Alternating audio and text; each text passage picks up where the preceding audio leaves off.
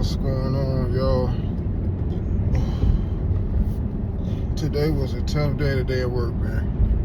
It was one of those days, and it got up to 101 degrees. But it was one of them days. It was a tough day. A very, very tough day, y'all. I done most of this water. Now, Coach Zero. Man, when I tell y'all the small, skinny crevices that I had to crawl through. First, let me tell y'all my day. First job on my service call, downtown Dallas. They got FIFA going on in Dallas. I had to park like 3 blocks away from my actual job site that I was doing service on. 3 blocks. I had to walk 3 blocks down with my tools and stuff on me. Then I had to come back out the building, come back to my truck, 3 blocks back to my truck to grab the right module because they didn't, on the notes, and they didn't even put the description of the actual module. So I had to go to my truck to get the right module. Then walk 3 blocks back down the street into the building, change out a module. Keep in mind it's about 97 degrees outside, sun beaming. Alright, got that job done. Check that out. All that probably took about 3 hours because I had to sit around and wait for the maintenance guy for that property to be able to tend to me because he had window people, the window technicians, glass technicians, installers there that he was attending to. So I had to sit and wait for almost an hour. So that job was about 3 hours on average. Left that job, go to the shop, pick up a smoke head for this notify panel, go to a school in Plano because they had a trouble on their panel for a dust detector, well not dust detector, smoke detector mechanical room by the RTU 12. So they had this little door under the unit. I had to crawl on my legs, crawl on my knees, and get under the unit. They had a little access door under there where the smoke was going in. The smoke was actually in. It was actually in there. So I'm trying to put the smoke, all that stuff in while I'm on my back. Only been able to had a light, but I was only able to put my arm in there, hand in there, to reach around and try to change the smoke head and kind of find out about 2 or 3 smoke detectors in that area, right there in that little access area, kept messing up, kept going bad. The air in that AC unit going 110 miles an hour, and they wonder why they smoke detector keep going bad.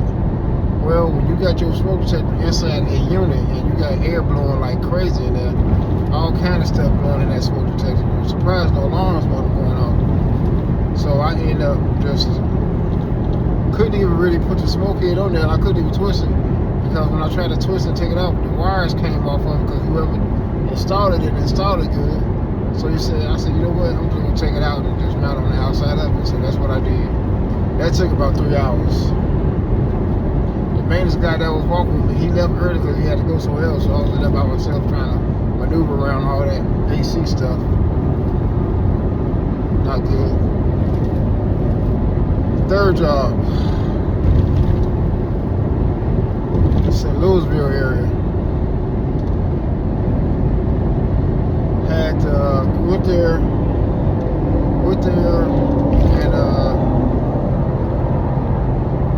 and had a trouble on the panel for a smoke detector, RTU dust detector trouble. So whoever installed, it was another company that did the install. They don't even have the descriptions. They didn't even get the description at all in the main panel.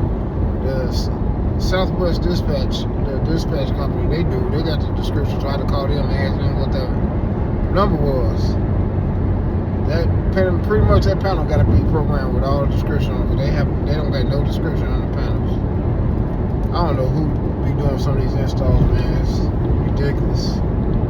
Alright, so end up had to go on the roof to literally find this duct detector. Find this unit. It's 101 degrees outside at this time. I'm on the roof about 30 minutes to an hour. Just walking around, sweating like crazy, trying to find this unit because they had all the units numbered off. So it said RTU3 when they told me at Southwest Dispatch, but it actually wasn't no RTU3. RTU3 is something different. So they got all those numbers all different. It's a mess, man. Alright, so I found the unit. They had the unit turned off. So I had to turn the unit back on. I don't know if I'm supposed to turn it back on or not, but I did. Reset the duct detector. And boom, cleared the panel. With all that being said, y'all, today was a crazy ass day. I am wore out right now. I am burnt out today. So, yep.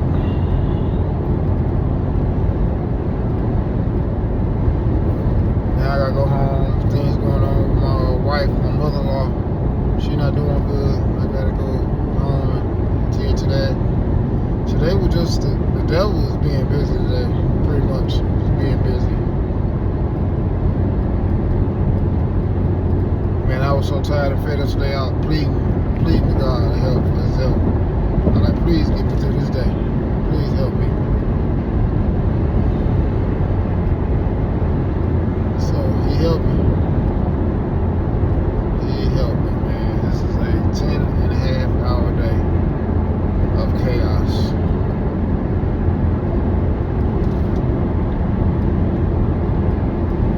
As y'all can see, this is exactly why I try to, you know what I'm saying, I do certain things online. This is exactly why. Because I'm 50 years old.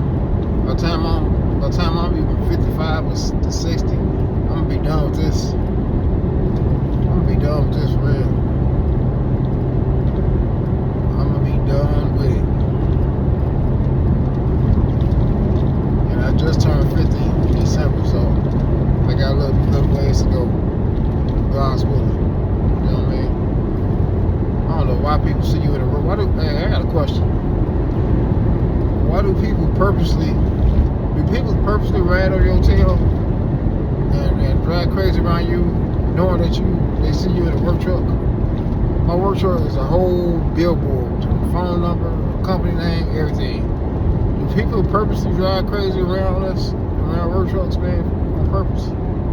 Why? If they do, why do they do that? Why do they ride? They know it's a work truck, and I have a camera on it, and I have a speed check on it. They should know that a lot of company vehicles have those cameras, and we have speed checks. We can't go as fast as you going in your regular car. We can't go that fast. So my understanding is, why do people do that? They know you're in a work truck. They know a lot of work trucks have these speed checks and cameras and stuff on these work trucks. So I don't understand why they do that bull crap, man. I don't understand it. But I know one thing. You hit me if you want to. It's gonna be a problem. It's gonna definitely be a problem. Straight up. But anyway. And I'm prepared for any kind of smoke. Just for them to know that. Yeah, I am.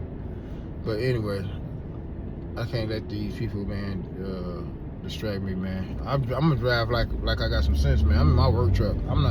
I can't drive my work truck like a bat out of hell. If I'm driving too slow, or if I'm driving too by the rule of the streets, go around me. That's how I look at it. And if you one of them people that like to drive crazy around road trucks and stuff like that, you need to go get a life, go back to driving school and learn the rules. You know what I mean? But anyway, yeah, y'all. See, this person that's in front of me now, they wasn't behind me. They don't even know what the hell to do. And they turning in the wrong lane. I don't understand. I don't understand what's wrong with these folks, man. I really don't. But anyway.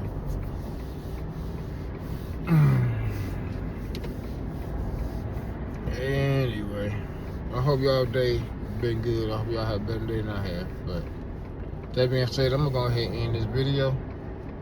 I'm gonna end it, y'all. I'm gonna end this video. Y'all have a blessed day. I will see you guys on my next video. Blessings and peace.